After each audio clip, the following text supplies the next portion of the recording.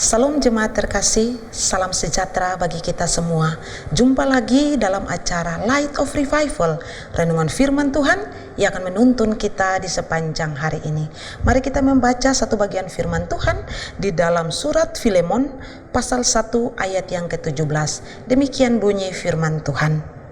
Kalau engkau menganggap aku temanmu seiman, terimalah dia seperti aku sendiri. Belajar menyelesaikan masalah. Saudara yang terkasih dalam Tuhan Yesus Kristus, kalau kita memperhatikan di dalam Perjanjian Baru, surat-surat Rasul Paulus itu jauh lebih banyak dibandingkan dengan tulisan dari rasul-rasul yang lain. Paulus menulis surat bukan saja kepada jemaat, tetapi juga dia menulis kepada perorangan. Nah, surat Filemon ini merupakan salah satu dari 3 surat yang Paulus tujukan secara pribadi kepada seseorang.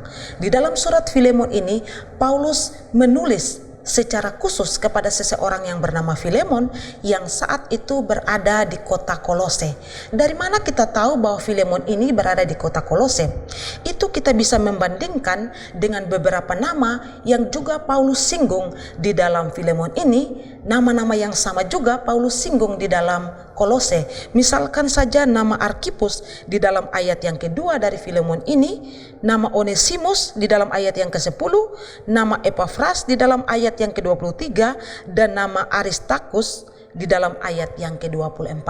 Nah, inti daripada surat Filemon ini adalah Paulus menyelesaikan masalah yang terjadi antara Filemon dengan seseorang yang bernama Onesimus. Di ayat yang ke-10 dikatakan, mengajukan permintaan kepadamu mengenai anakku yang kudapat selagi aku dalam penjara, yakni Onesimus. Jadi tujuan Paulus menulis surat kepada Filemon karena Paulus ingin menyelesaikan masalah yang terjadi di antara Filemon dan Onesimus. Ada beberapa hal yang kita bisa belajar dari tindakan Paulus dalam menyelesaikan masalah. Pertama, Paulus tidak memihak kepada salah satu dan menyalahkan yang lain. Paulus berdiri secara netral, bahkan Paulus berusaha merangkul baik Filemon maupun Onesimus.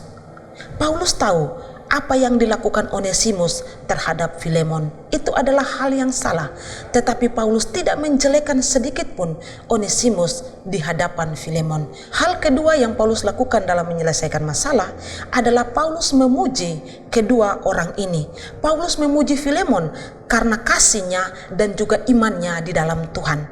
Tapi Paulus juga memuji Onesimus karena Onesimus sudah berguna bagi dirinya ketika ada dalam penjara, dan Paulus yakin bahwa Onesimus juga dapat berguna bagi Filemon di dalam pelayanan. Dan hal yang ketiga, ketika mendamaikan dua orang, Paulus tidak mengabaikan terhadap apa yang sudah Onesimus perbuat terhadap Filemon. Paulus tetap menggarisbawahi bahwa dia akan mengganti rugi terhadap semua yang sudah Onesimus lakukan terhadap Filemon. Saudara terkasih, pelajaran yang indah yang kita bisa lihat dari Rasul Paulus, cara menyelesaikan masalah. Kita tidak mencari-cari kesalahan orang lain sebagai dasar bagi kita di dalam menyelesaikan masalah tersebut. Kita juga perlu memberikan pujian kepada orang-orang yang sementara berseteru, sehingga mereka merasa dikuatkan dan mereka merasa diterima antara satu dengan yang lain. Tetapi ingat bahwa di dalam menyelesaikan masalah, apabila terjadi kerugian, hal tersebut harus dilunasi, harus dibayar, dan bukan ditiadakan begitu saja. Mari kita belajar dari Rasul Paulus untuk menjadi pribadi yang mampu untuk melihat masalah secara tepat dan menyelesaikannya juga secara tepat. Biarlah firman Tuhan memberkati kita.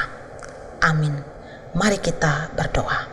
Ya Tuhan, kami belajar teladan indah dari Paulus bagaimana cara menyelesaikan masalah. Tolong kami, mampukan kami, supaya dalam hidup ini kami menjadi orang Kristen yang mampu menyelesaikan masalah dan bukan menimbulkan masalah baru. Terima kasih untuk firman-Mu di dalam nama Yesus. Amin.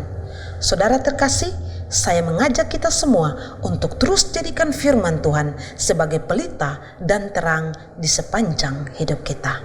Tuhan Yesus memberkati.